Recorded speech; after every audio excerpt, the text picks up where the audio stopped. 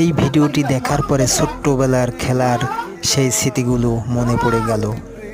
ছোট্টবেলায় হয়তো আমরা সবাই খেলা করে এভাবে মাকে খুঁজে বেড়াইছি।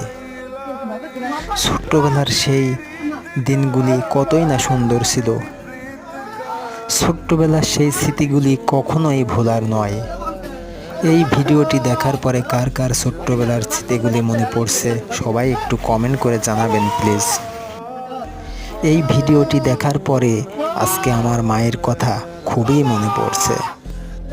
আজকে যদি আমার মা বেঁচে থাকতেন আমাকে কতই না ভালোবাসতেন।